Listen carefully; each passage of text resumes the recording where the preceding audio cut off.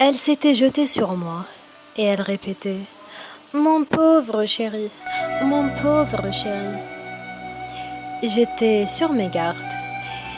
C'est toujours comme ça qu'elle s'y prenait pour demander un service. On n'avait pas une grand-mère choisie. Elle tremblait en pleurnichant. C'est là qu'on voyait bien que c'était une grand-mère. Et avec l'alcool, ça faisait encore plus de dégâts. Mais pourquoi elle regardait le grand gendarme et que lui, il voulait plutôt regarder dehors pendant qu'elle faisait « Mon pauvre chéri ». Comme il était quand même gendarme et que la grand-mère ne se décidait pas à dire autre chose, il avait pris la parole d'autorité. Surtout qu'il avait sous ses ordres un jeune gendarme et qu'il était de son devoir de lui montrer comment on faisait arrêter les larmes d'une grand-mère cambriolée. Lui aussi, il voulait me dire quelque chose, mais ça ne donnait rien. C'était la deuxième fois déjà qu'il me disait « Mon petit Jean-Louis ». Il voulait m'annoncer une mauvaise nouvelle. Mais comme c'était sûrement quelque chose qui ne me regardait pas, je préférais qu'il attende le retour de mes parents. C'est pas tellement urgent quand même de venir rapporter l'histoire du cambriolage au moment de réussir les coquillettes, surtout par un cambriolage de boissons de retraités. Ils auraient dû comprendre que je ne m'amusais pas à rester devant ces deux gendarmes avec un pyjama qui glissait. En plus, mon short risquait bien de cramer dans le casque de coiffeuse. J'aurais l'air malin si maman rentrait maintenant. Déjà que les coquillettes étaient bonnes maintenant à jeter au jardin. Les gendarmes, c'était vraiment comme à la télé. Toujours les plus forts. Mais est-ce qu'ils avaient des projets pour manger les coquillettes avec nous? Peut-être. Le plus jeune avait déplacé le couvert de papa pour poser sa serviette. Vraiment, il me tombait tous les problèmes sur la tête en même temps, pour me retarder de mon travail. Le gros gendarme avait l'air très chaud. Il s'essuyait le cou avec un mouchoir couleur gendarme. Le maigre avait moins chaud, mais il n'avait pas l'air à son aise non plus. Il voulait me parler. Il s'était baissé à côté de moi et je voyais la poussière qu'il avait récupérée sur ses épaulettes noires. Quand j'avais senti les mains du gendarme maigre sur mes bras, elles me serraient aussi fort que la boule qui montait dans ma gorge.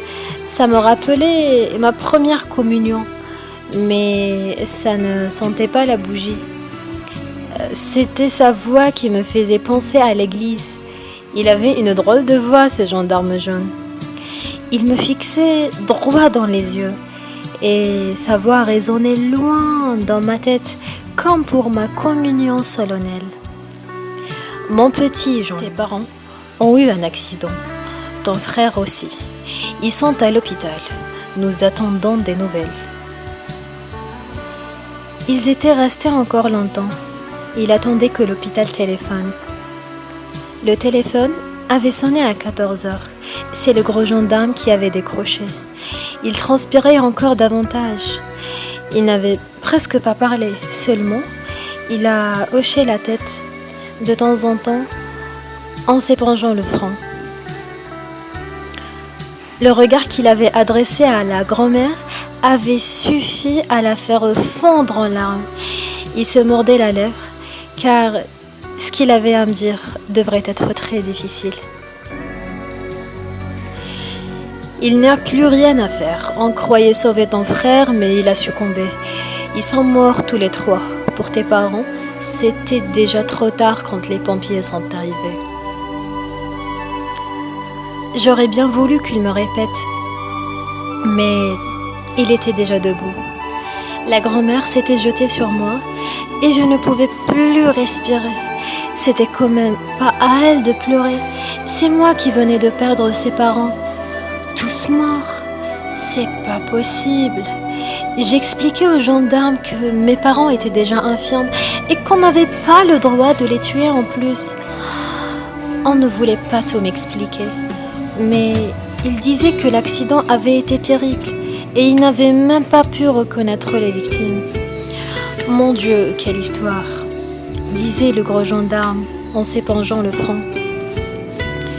Je voyais bien qu'il aurait aimé faire quelque chose pour me donner de meilleures nouvelles, mais il n'en trouvait pas. Écoute, petit, maintenant, nous allons te laisser avec ta grand-mère. Elle va s'occuper de toi. Nous reviendrons un peu plus tard.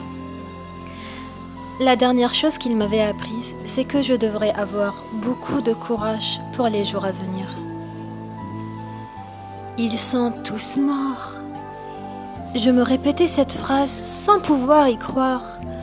Mais quelque chose de terriblement fort m'étranglait et me faisait croire que c'était la vérité. Je croyais bien que j'allais étouffer. C'était terrible. Je n'avais jamais vu de mort, sauf à la télé. La grand-mère restait assise près de moi, mais elle ne me regardait pas. Elle suçait son tablier et de temps en temps, elle essuyait ses yeux avec. Elle ne quittait pas la fenêtre, comme si elle attendait quelqu'un. De temps en temps, elle me caressait les cheveux sans me regarder. C'était vraiment sans faire exprès. En pensant à la catastrophe qu'on nous avait annoncée et en repensant à Christophe, j'ai senti que mon ventre allait exploser. C'était comme une vague qui remontait dans mon estomac, sans que je puisse rien y faire. J'avais pleuré longtemps. Je croyais même que j'avais maigri, tellement que j'avais mal à l'estomac. Chaque fois que je repensais à Christophe ou à mes parents, ces sanglots énormes recommençaient. Et quand je me calmais, c'était le tour de la grand-mère. Je ne sais pas si j'avais du chagrin, mais c'était quand même terrible. Maintenant que la pendule marquait 16 heures, je comprenais bien qu'il ne reviendrait jamais. J'avais fait cuire toutes ces coquillettes et elles seraient bonnes à jeter au jardin maintenant. Quel gaspillage, quel gaspillage. Ça ne lui aurait pas fait du plaisir à ma mère de jeter les coquillettes. Ce n'était peut-être pas du chagrin, mais de sentir cette maison vide et silencieuse, ça me donnait des crampes à l'estomac. Ils étaient partis ce matin avec Christophe et maintenant, ils n'existaient plus. À l'idée qu'on ne me les laisserait pas revoir une dernière fois, ces sanglots énormes remontaient dans mon corps. Mais qu'est-ce que j'allais devenir? Et avec qui je m'amuserais? Et à l'école? Qu'est-ce que je dirais à mes copains? Et le gros Robert, qui voulait me casser la figure, sûrement qu'il le fera maintenant que mon frère était disparu. Il savait très bien que Christophe était plus fort que moi au judo. À suivre, 2e chapitre, ma tante.